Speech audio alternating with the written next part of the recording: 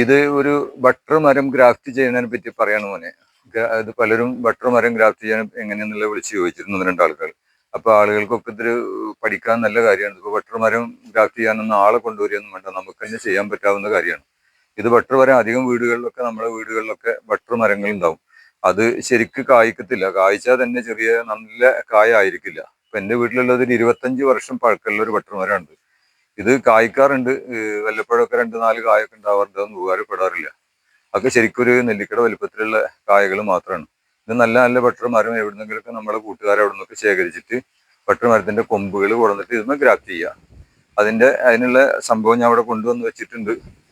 അതിനുള്ള സാമഗ്രികൾ, അതിനുള്ള ടൂൾസുകളൊക്കെ ഇപ്പൊ നമ്മൾ ഒരു സ്പ്രേ ഒക്കെ അടിച്ച് കയ്യിലൊക്കെ അടിച്ച് ഡയറക്റ്റ് കത്തി കൊണ്ടും തൊടരുത്, കത്തി കൊണ്ടൊക്കെ അടിക്കണം, അല്ലാണ്ട് ചെയ്യരുത്.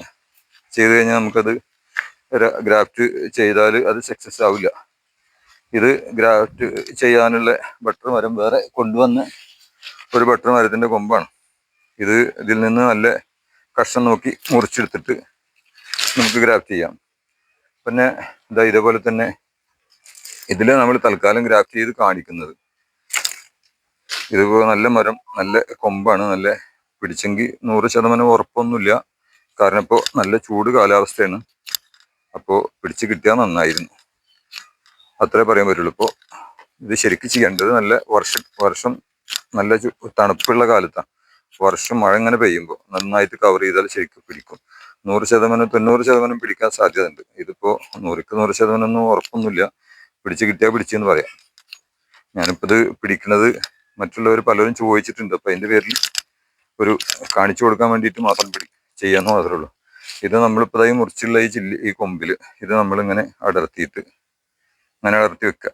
എന്നിട്ട് നമ്മൾ ഇത് വെക്കുക. കൈയൊക്കെ മുറിയാതെ ശ്രദ്ധിക്കണം. ഇതുപോലെ ഇങ്ങനെ വെച്ച് കൊടുക്കുക. വെച്ച് കൊടുത്തിട്ട് ശരിക്കും പാക്ക് ചെയ്യുക.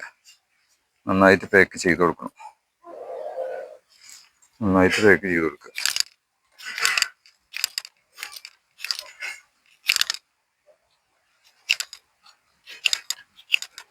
ഇതാർക്കും ചെയ്യാൻ പറ്റാവുന്ന ഒരു കാര്യമാണ് ഗ്രാഫ്റ്റിങ്.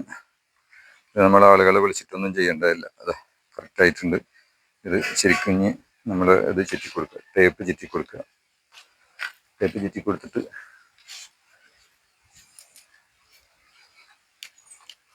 സാധാ ടേപ്പും ചെയ്യാൻ മറ്റേ സാധാ ടേപ്പാണ് ഇപ്പൊ ഞാൻ ചെയ്യുന്നത്.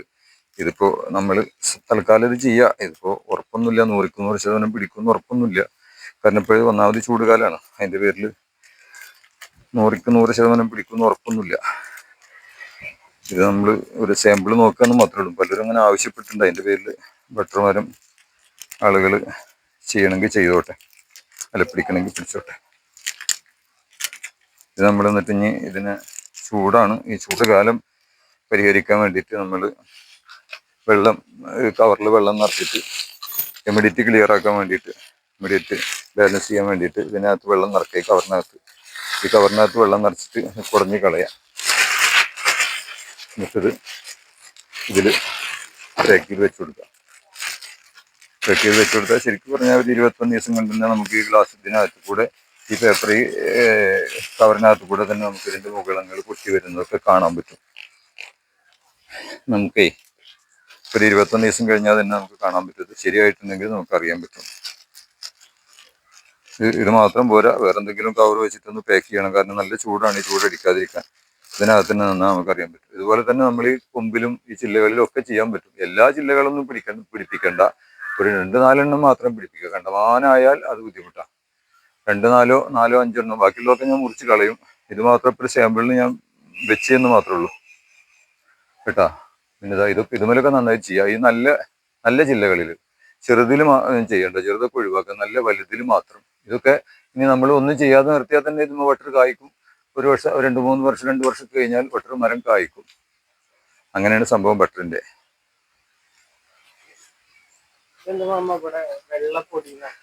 അത് കുമ്മായത്തിന്റെ പൊടി വെതറിയതാണ്. കുമ്മായം അവിടെ ഈ അടിയിൽ നിന്നുള്ള ഈ കൃമികീടങ്ങളുടെ ശല്യങ്ങളൊന്നും ഇല്ലാതിരിക്കാൻ കുറെ മറ്റേ വെണ്ടയുടെ തൈയും മറ്റേ ഇതിന്റെ തൈയൊക്കെ വെച്ചിട്ടുണ്ട്. കുറെ മുളകിന്റെ തൈയൊക്കെ വെച്ചിട്ടുണ്ട്. വെണ്ടല്ല ഇത്, എന്താ അതിന്റെ പേര്,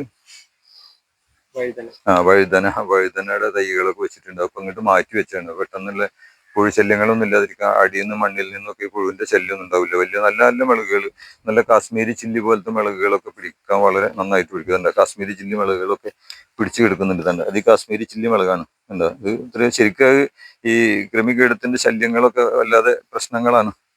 അതിന് നമ്മൾ ഏറ്റവും നല്ല പരിഹാരം നമ്മൾ നല്ല വെണ്ണൂറ് കൊടുന്നിട്ട് വിതറി കൊടുക്കുക. വെള്ളം നനച്ചതിന് ശേഷം ഇവിടെയൊക്കെ വെള്ളം നനക്കുക. ആദ്യം ഇതിന് വെള്ളം, പൈപ്പ് കൊണ്ട് വെള്ളമൊക്കെ അടിച്ചു കൊടുക്കുക.